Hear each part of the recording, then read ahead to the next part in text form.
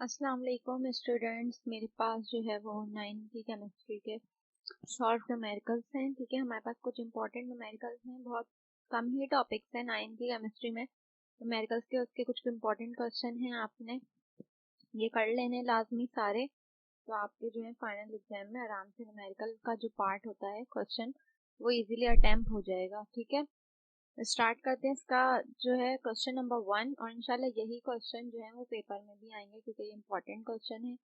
ठीक है, अगर आप ये भी कर लेंगे तो इंशाल्लाह इन्हीं में से ही कोई ना कोई न्यूमेरिकल लाजमी आ जाएगा। क्या लिखा हुआ है क्वेश्चन नंबर 1, कैलकुलेट करें molecular mass of the following. इन सब के मुझे मॉलिक्यूलर मास कैलकुलेट करने हैं। फर्स्ट है कार्बन डाइऑक्साइड, दूसरा H2SO4 इन सल्फ्यूरिक एसिड, थर्ड है ग्लूकोज, और तीसरा है कैल्शियम कार्बोनेट CaCO3, और तीसरा है FeSO4। ठीक है, तो हमें आसान तरीका किस तरह से जो है वो अपना कैलकुलेट करते हैं हम मॉलिक्यूलर मास। कार्बन डाइऑक्साइड मुझे पता है, इसको हम क्या कहते हैं, CO2 कहते हैं कार्बन डाइऑक्साइड को। तो कार्बन का जो होता है एटॉमिक मास वो हमारे पास क्या होता है, 12 होता है। ठीक है, 12 लिख दिया, बीच में प्लस। इसी तरह ऑक्सीजन मेरे पास 2 हैं तो 2 आ गया, और ऑक्सीजन का एटॉमिक मास होता है 16, तो 16 से हमने क्या कर दिया, मल्टीप्लाई कर दिया। तो 12 as it is plus 16 to the 32, दोनों को प्लस कर लिया। कार्बन डाइऑक्साइड का क्या आ गया, मोलिकुलर मास 44 AMU उसकी यूनिट है। सेकेंड हमारे पास लिखा हुआ है यहाँ पे H2SO4। ठीक है, तो H2SO4 में सबसे पहले H दिया हुआ है, H कितने, 2 हैं तो 2 लिख दिया, और हाइड्रोजन का एटॉमिक मास 1 होता है, 1 लिख दिया, 1 से मल्टीप्लाई, बीच में प्लस।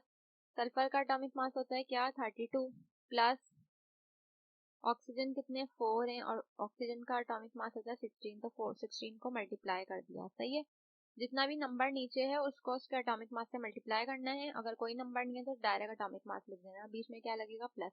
2 1 2, 32 आ गया, 16 4 64, तीनों को प्लस कर लिया, क्या आ गया, 98 AMU। थर्ड हमारे पास क्या है, ग्लूकोज। ग्लूकोज का फॉर्मूला होता है हमारे पास C6H12O6, C6 है तो 6 लिखा, और कार्बन का क्या होता है एटॉमिक मास 12, प्लस 12 जो है वो H है तो 12 लिखा, और एटॉमिक मास होता है हाइड्रोजन का 1, प्लस 6 O है हमारे पास तो 6 लिखा, और O का एटॉमिक मास होता है 16।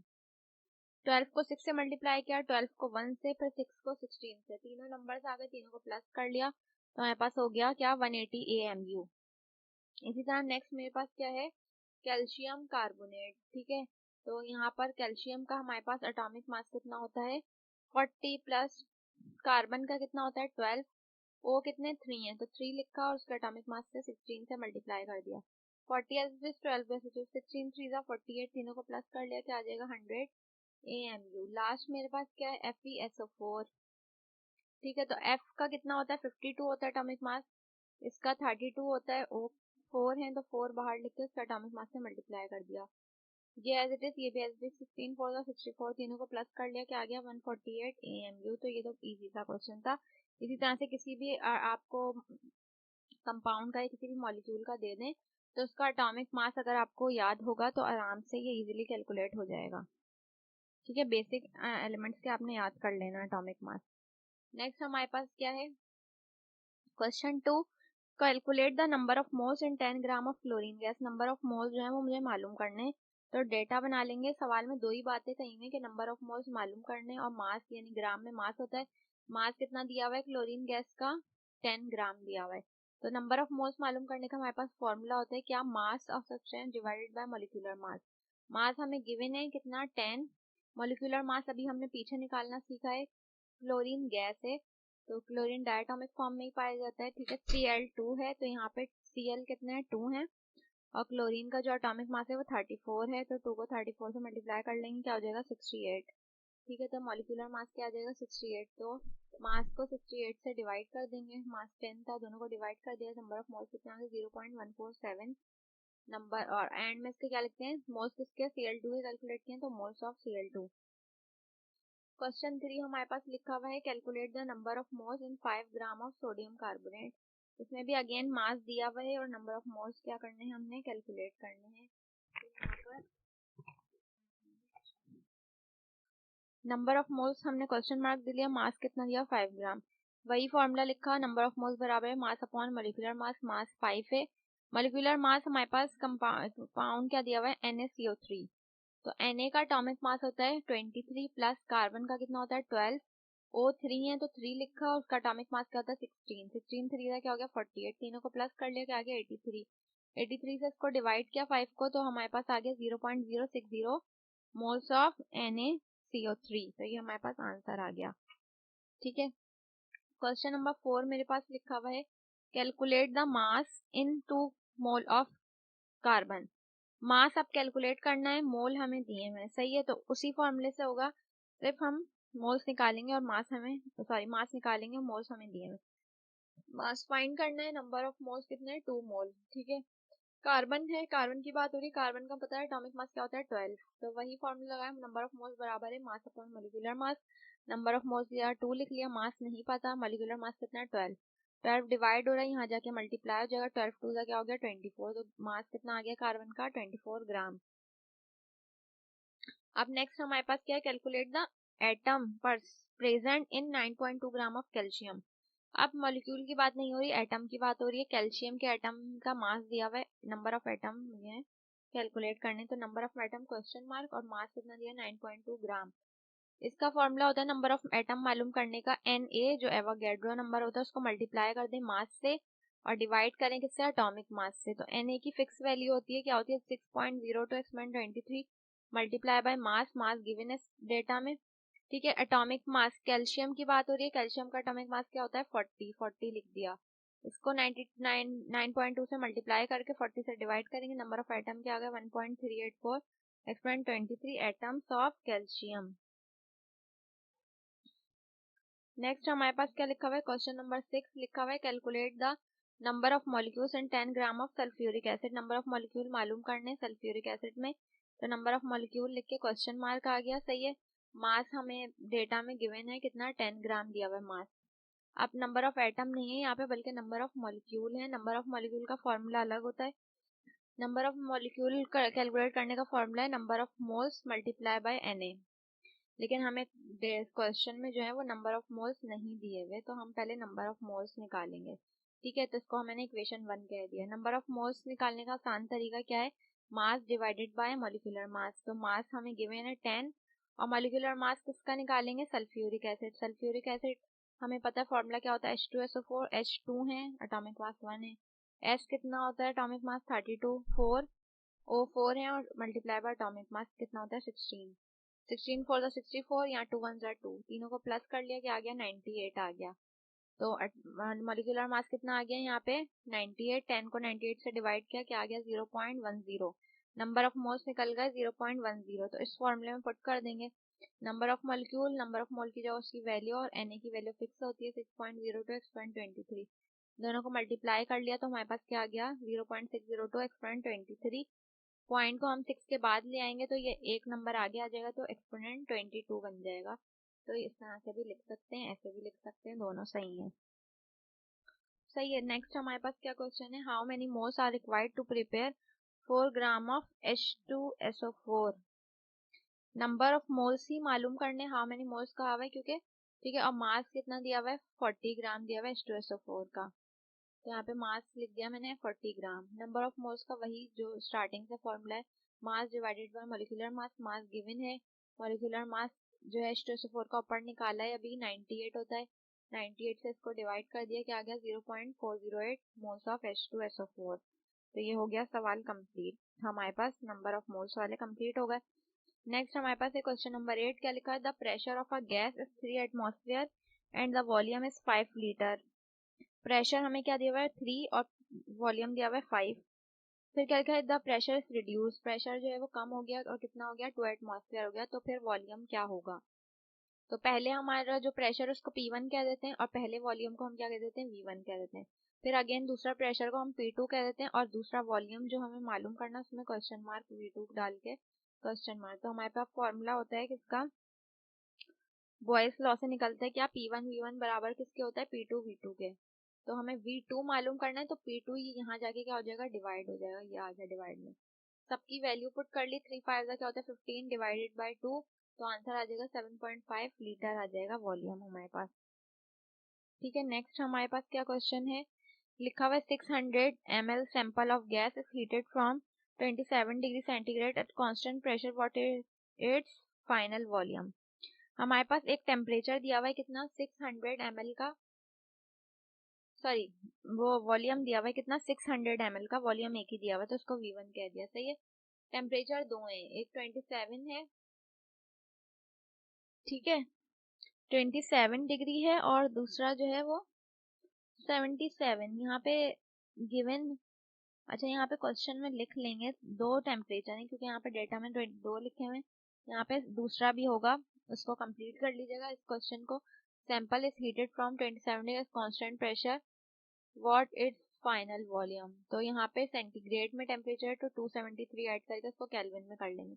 इसी तरह इसी क्वेश्चन में अगर आप बुक में निकालेंगे क्वेश्चन, आपको दूसरा टेम्परेचर भी गिवन है कितना 77, तो वो उसको भी केल्विन में कन्वर्ट कर लेंगे 273। वॉल्यूम एक हमें दिया हुआ है 600, दूसरा हमें V2 हमें निकालना होगा, सही है। तो यहाँ पे वी नो दैट, ठीक है, ये किसके चार्ल्स लॉ के V1 अपॉन, जब वॉल्यूम और टेम्परेचर की बात हो रही है तो बॉयल्स लॉ नहीं चार्ल्स लॉ लगेगा, V1 अपॉन T1 और equal to V2 upon T2। अब हमें निकालना क्या, V2 निकालना है, तो ये 2 यहाँ जाके हम क्या हो जाएगा मल्टीप्लाई, ये हो गया मल्टीप्लाई, वैल्यू पुट कर दी तीनों की, इसको इससे मल्टीप्लाई करके इससे डिवाइड कर दिया, V2 क्या आ गया 700 ml आ गया, ठीक है। नेक्स्ट हमारा क्या क्वेश्चन है, how do you prepare 100 ml of 0.4 m MgSO4 from a stock solution of 0.2 m MgSO4। अब यहाँ पे ये जो है ना वो मोलैरिटी दी हुई है, हमें कितनी दो दी है, एक ये और एक ये, तो पहले को M1 कह दिया, दूसरे को क्या कह दिया M2। वॉल्यूम हमें एक गिवन है 100 और दूसरा जो है वो मुझे निकालना है, ठीक है। अच्छा V1 हमने कहा हुआ है, ठीक है, जो हमें फाइंड करना है उसको हमने क्या कहा हुआ है V1 कहा हुआ है, क्योंकि ठीक है, क्योंकि हाँ जो हमें MgSO4 का जो है वो दिया हुआ है, देखें how do you prepare 100 ml of 0.4 molarity MgSO4 from a stock solution of MgSO4, इसमें से इसका निकालना है तो हमने इसको इसलिए V1 कहा है। तो यहाँ पे सिंपल एक फॉर्मूला होता है क्या, कंसंट्रेटेड सॉल्यूशन बराबर किसके डाइल्यूट के, तो कंसंट्रेटेड वाले 1 है और यहाँ पे डाइल्यूट वाले 2 हैं। M1 V1 बराबर किसके M2 V2 के, M1 की भी वैल्यू आ गई V1, इसी तरह M2, अब V2 भी आ गया इसी तरह, V1 एज इट इज रखा क्योंकि फाइंड करना है, 2 यहाँ के डिवाइड हो गया, मल्टीप्लाई करके इसको डिवाइड कर लेंगे तो V1 क्या आ गया हमारे पास 20 सेंटीमीटर क्यूब, ठीक है। नेक्स्ट मेरे पास क्या क्वेश्चन है, how do you prepare 500 centimetre cube of 0.20 molarity NaOH from a stock solution of 1.5 molarity NaOH। M1 दिया हुआ है हमें, ठीक है, पहली जो NaOH की है, इसी तरह M2 दिया हुआ है कितना 0.2, V2 हमें दिया हुआ है 500, ठीक है, फ्रॉम आ करके जो होगा वो हमें फाइंड करना है stock solution of NaOH, V1 हमें निकालना है। तो अगेन वही फॉर्मूला लगेगा, कंसंट्रेटेड सॉल्यूशन बराबर किसके डाइल्यूट के, M1 V1 इक्वल किसका होता है M2 V2, तो M1 लिख दिया यहाँ और ये M2 V2 की लिख दी, ये 1.5 यहाँ के डिवाइड हो जाएगा तो V1 हमारे पास आ गया 66.67 सेंटीमीटर क्यूब। बस सेकंड लास्ट हमारे पास यहाँ पे, बल्कि अभी थोड़े से रहते हैं 15 तक हमारे numerical. Calculate the percentage concentration mass, ये mm क्या है, मास इनटू मास यानी मास पर मास of the solution obtained by dissolving 15 gram salt in 10 gram of water, ठीक है। यहाँ पे जो है सॉल्यूशन की बात हो रही है और सॉल्ट की बात हो रही है, सॉल्यूशन हमारे पास वाटर ही है, ठीक है। तो यहाँ पे मास जो है सॉल्ट का मास कितना दिया हुआ है, ये रहा 15 ग्राम दिया हुआ है, और मास वाटर का कितना दिया हुआ है 110 ग्राम दिया हुआ है। इसी तरह मास परसेंटेज हमें निकालनी है किसकी, सॉल्ट की। अब टोटल मास किस तरह आ जाएगा, दोनों के मास को क्या ऐड करके, दोनों के मास को हमने ऐड कर दिया, क्या आ गया 125। परसेंटेज मास की किस तरह से निकलेगी, मास of solute divided by mass of solution multiply by 100। तो मास ऑफ सॉल्यूट कितना है, मास ऑफ सॉल्यूट हमारे पास है 15, मास ऑफ सॉल्यूशन हमारे पास है 125 मल्टीप्लाई बाय 100, ठीक है, तो इसको 15 को 125 से डिवाइड कर लेंगे और मल्टीप्लाई किससे कर देंगे 100 से, तो हमारे पास 12% आ जाएगा। ठीक है, जिसका फॉर्मूला है निकालने का। नेक्स्ट मेरे पास लिखा हुआ है कैलकुलेट द वॉल्यूम पर volume percent of solution obtained by mixing 25 centimetre cube of ethanol produce 150 centimetre cube of solution. तो सॉल्यूट का जो मुझे दिया हुआ है क्या वॉल्यूम, वो कितना दिया हुआ है, ये रहा 25 सेंटीमीटर क्यूब, और सॉल्यूशन का कितना दिया है मुझे 150 सेंटीमीटर क्यूब। वॉल्यूम पर वॉल्यूम परसेंट निकालनी है, तो उसका वही फॉर्मूला है volume of solute divided by volume of solution multiply by 100। ठीक है, तो वॉल्यूम ऑफ सॉल्यूट कितना 25, 150 से डिवाइड किया मल्टीप्लाई कर देंगे 100 से, मेरे पास ये आ गई परसेंट 16.7%। ठीक है, बस अब हमारे पास ये आ गया सेकंड लास्ट न्यूमेरिकल है। ठीक है, ये वाला लिखा हुआ है calculate the molarity when 20 gram NaCl dissolve in 500 centimetre cube of solution. Molarity हमने निकालनी है। मास ऑफ सॉल्यूट कितना दिया हुआ है 20 ग्राम, और मोलर मास किस तरह NaCl की बात हो रही है, तो हम निकाल लेंगे Na का कितना होता है एटॉमिक मास 25, 23, और Cl का कितना होता है 35.5, तो दोनों को प्लस करके ये आ गया। सही है, क्योंकि ये हमारे पास फॉर्मूले में यूज होगा इसलिए हमने निकाल लिया। वॉल्यूम ऑफ सॉल्यूशन कितना दिया हुआ है हमें 500 दिया हुआ है। मोलैरिटी मुझे निकालनी है। मोलैरिटी का फॉर्मूला होता है मास of solute divided by molar mass multiply 1000 divide by volume of solution. तो हमें मास ऑफ सॉल्यूट 20 है, ये मैंने कैलकुलेट कर लिया 58.5 1000 फॉर्मूले का, और सॉल्यूशन का वॉल्यूम कितना है 500। इसको इससे डिवाइड करेंगे, इसको इससे डिवाइड, दोनों को मल्टीप्लाई कर लेंगे। मोलैरिटी आ गई 0.683 मोल पर डेसीमीटर क्यूब, इसकी यूनिट आ गई। लास्ट मेरे पास क्या है calculate the mass of solute present. Solute क्या है हमारे पास oxalic acid present in 100 centimetre cube of molar solution. 2 molar solution 2 है ये। ठीक है, तो मोलैरिटी मुझे दी हुई है 2, वॉल्यूम कितना दिया हुआ है मुझे 100 सेंटीमीटर क्यूब। सही है, मोलर मास हम खुद निकालेंगे। ऑक्सैलिक एसिड का फॉर्मूला होता है C2H2O4। तो हमारे पास कार्बन का मास कितना होता है 12, और 2 है तो 2 से मल्टीप्लाई कर दिया प्लस। ऑक्सीजन का कितना होता है 1, 2 है तो 2 से मल्टीप्लाई कर दिया प्लस। ऑक्सीजन का कितना होता है, सॉरी यहाँ हाइड्रोजन है, और ऑक्सीजन का कितना होता है 16, तो उसको 4 से मल्टीप्लाई कर दिया, तीनों को प्लस कर लेंगे 90 आ गया। मास ऑफ सॉल्यूट मुझे निकालना है। मोलैरिटी बराबर है मास of solute divided by molar mass multiply 1000 divided by volume of solution. इसकी भी वैल्यू आ गई, वॉल्यूम ऑफ सॉल्यूशन की भी वैल्यू आ गई। ठीक है, मोलैरिटी की भी वैल्यू आ गई। अब मुझे ये चीज निकालनी है, तो ये 90 और 100 क्या हो रहे हैं, ये दोनों डिवाइड में, तो इसके पास आगे क्या हो जाएंगे मल्टीप्लाई, ये हो गया मल्टीप्लाई, और ये मल्टीप्लाई में तो यहाँ के क्या हो गया डिवाइड। मल्टीप्लाई करेंगे सबको और 1000 से डिवाइड कर देंगे, क्या आ जाएगी मेरे पास मास ऑफ सॉल्यूट 18 ग्राम। तो ये हमारे पास कुछ इंपॉर्टेंट न्यूमेरिकल्स थे जो मैंने करवा दिया आपको कंप्लीट।